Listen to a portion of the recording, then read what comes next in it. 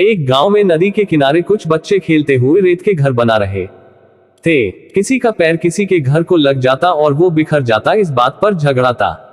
थोड़ी बहुत बचकानी उम्र वाली मारपीट भी हो जाती। फिर वह बदले की भावना से सामने वाले के घर के ऊपर बैठ जाता और उसे मिटा देता और फिर से अपना घर बनाने में तल्लीन हो जाया करता।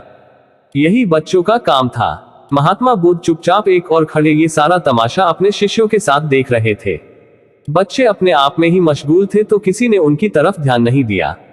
इतने में एक स्त्री आकर बच्चों को कहती है, सांझ हो गई है, तुम सब की माएं तुम्हारा रास्ता देख रही है।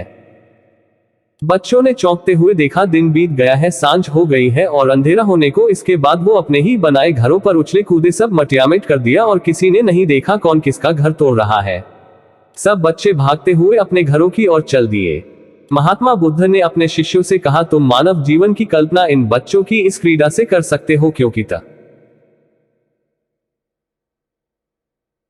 तुम्हारे बनाए शहर, राजधानियां सब ऐसे ही रह जाती है और तुम्हें एक दिन यह सब छोड़कर जाना ही होती है। तुम यहाँ जिंदगी की भागदौड़ में सब भूल जाते हो और खुद से कभी मिल नहीं पाते, जबकि जाना तो सबका तय ही है। इसलिए कभी भी अधिक लंबा सोचकर समय बर्बाद नहीं करना चाहिए, वर्तमान में जीना चाहिए। कहानी दूसरी चालू हो रही है। वीडियो अच्छी लगी हो तो चैनल को सब्सक्राइब कर लो। बुद्ध और अनुयायी। भगवान बुद्ध का एक अनुयायी ने कहा, प्रभु, मुझे आपसे एक निवेदन करना है। बुद्ध, बताओ क्या कहना है। अनुयायी, मेरे वस्त्र पुराने हो चुके हैं, अब ये पहनने लायक नहीं रहे, कृपया मुझे नए वस्त्र देने का कष्ट करें।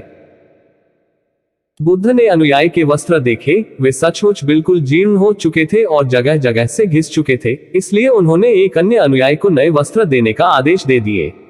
कुछ दिनों बाद बुद्ध अनुयायी के घर पहुंचे। बुद्ध, क्या तुम अपने नए वस्त्रों में आराम से हो? तुम्हें और कुछ तो नहीं चाहिए?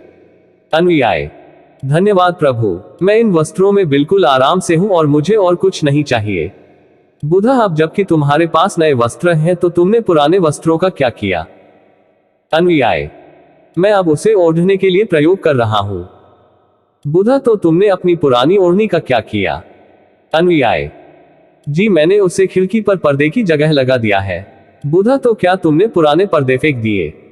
अनुयायी, जी नहीं, मैंने उसके 4 टुकड़े किए और उनका प्रयोग रसोई में गर्म पतीलों को आग से उतारने के लिए कर रहा हूं।